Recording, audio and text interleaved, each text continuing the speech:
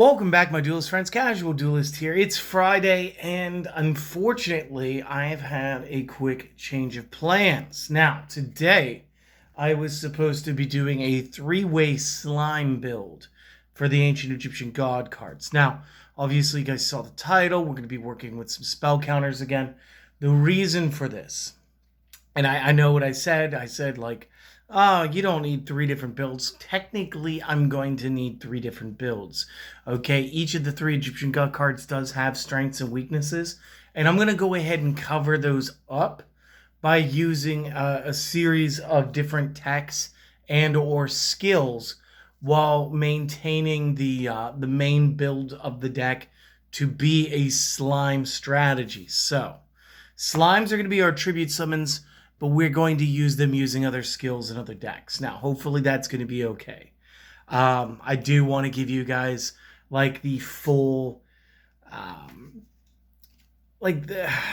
don't know how I want to say it. I want to do my due diligence and make sure that each of the Ancient Egyptian God cards gets an appropriate build that is equally enjoyable as the next. So there's that. But today, we were challenged to build a deck, and we were told to use Blast Magician. And the reason we were told to use Blast Magician was because when I made Breaker Breaks, we had this wonderful deck.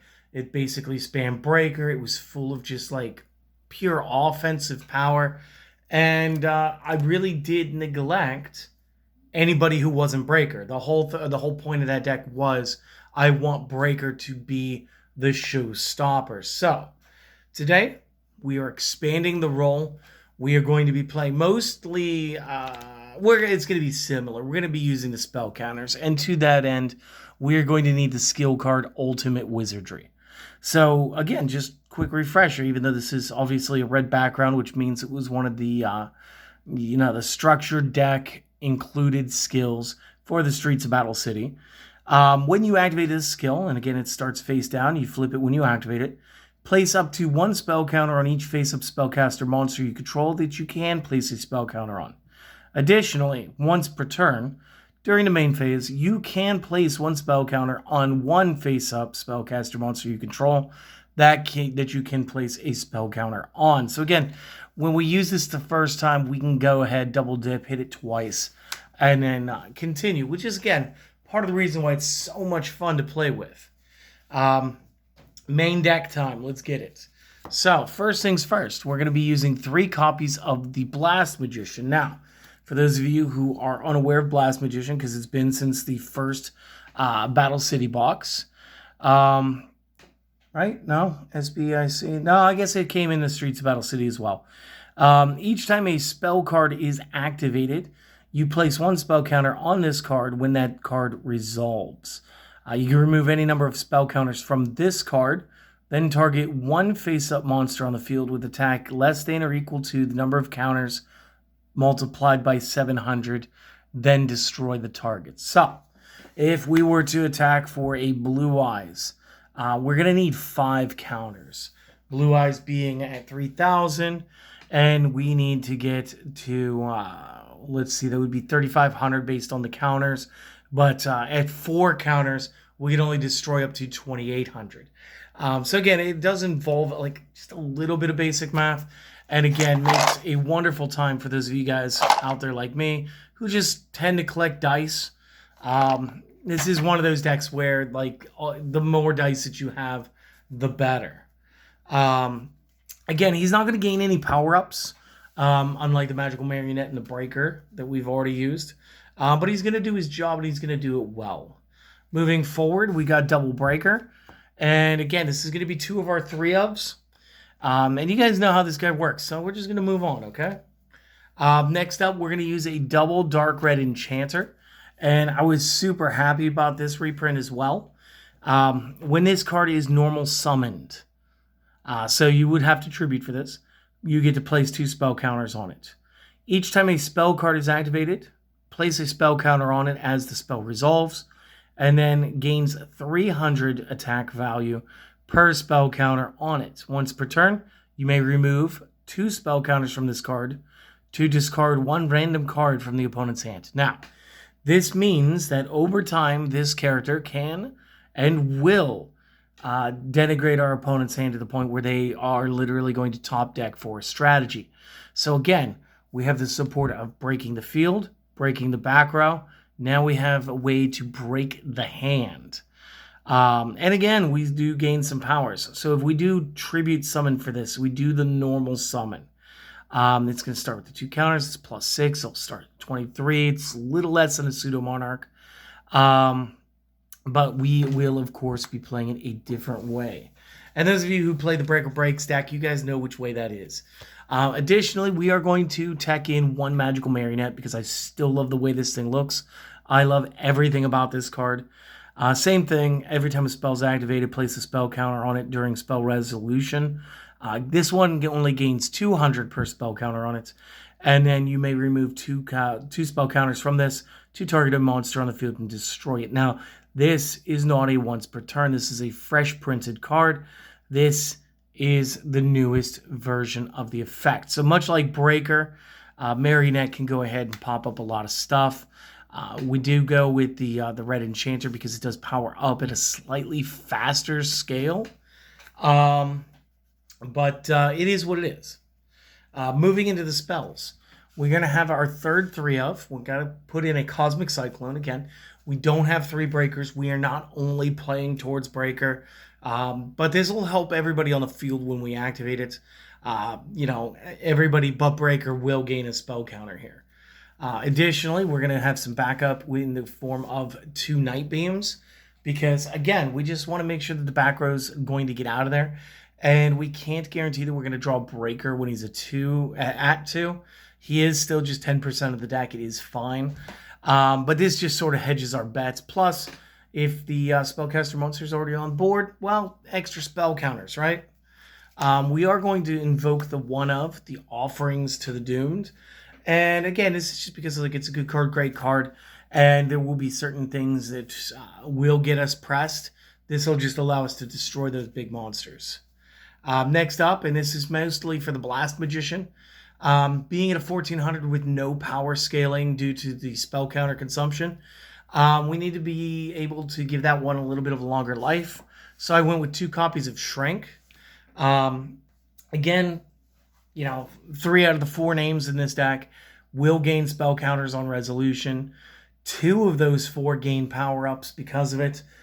This will help Blast Magician stay on the field, and then, of course, return with some more destruction effects on the next turn. And then still, running double spell power grasp, I think a quick 1-2 on this is just fine. I don't know that you need anything more. But just relatively speaking, this will recharge anybody. And again, 3 of them are immediately getting a spell counter just because it was activated, not because of the effect. So again, it's just super cool and awesome. The traps, we went light. We are doing just 2 copies of Lost Wind and 2 copies of Magician's Circle. And then the reasons for these is, of course, Magician's Circle means that Blast Magicians or Breakers can bring out the Dark Red Enchanters or the Magical Marionette. And the Lost Winds are here to basically weaken and slow down our opponent's special summons. Also robbing any special summon effect monster of its effects, not just cutting it in half. So again, it's going to put in a lot of work. It's going to be really cool. This is the main deck. So if you guys don't mind, I'll put that there. Go ahead, take the screenshot or pause and make the notes. And I'm going to go ahead and clean off the table real quick. We'll be right back with the side and the extra deck in just a moment. So just don't go anywhere. All right, starting with our extra deck, it is the same. It's always going to be the same unless we're playing something a little more specific, like what we did with Heart of the Warrior, with all of our Flame Swordsmen. So again, it's going to be the same tech characters. I'm always going to be running my Blue Eyes Ultimate, my Cyberblader, my Cyber End, my Destiny End Dragoon, my Ojama King, and my Thousand Eyes Restrict. These guys give me the most consistency.